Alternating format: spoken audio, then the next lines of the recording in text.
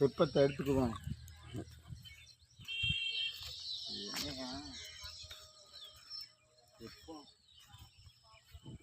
இதுதான் அந்த சுப்பிரமணிய சாமி கோயில் தெப்பம் தானே அது?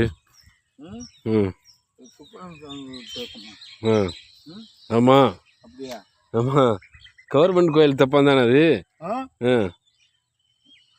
சுப்பிரமணிய சாமி கோயில் இருக்குல்ல, கவர்மெண்ட் கோயில், அதுக்குரிய தெப்பம் அது.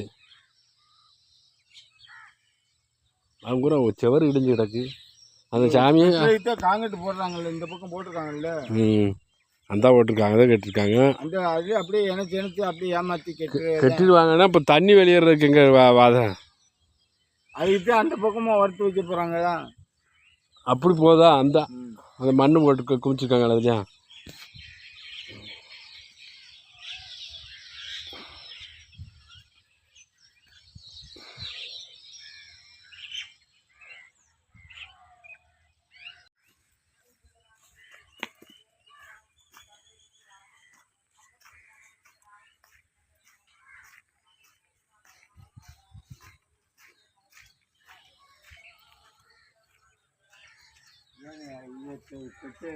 எப்படி கட்டுறாங்க?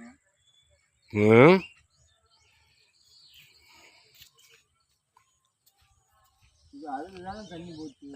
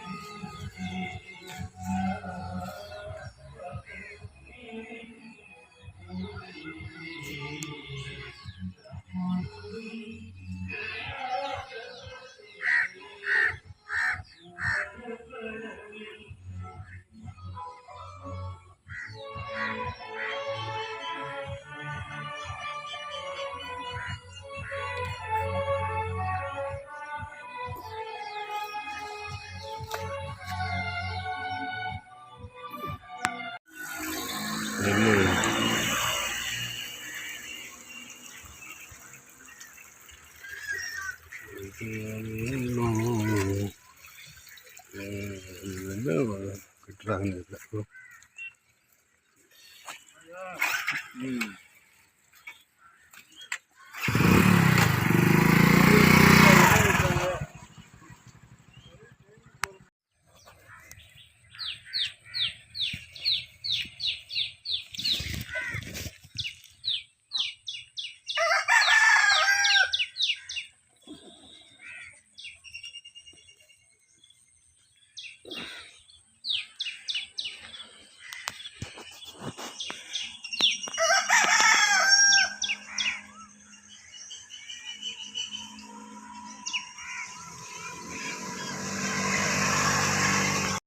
இதை வச்சிருக்காங்களா அப்படியே?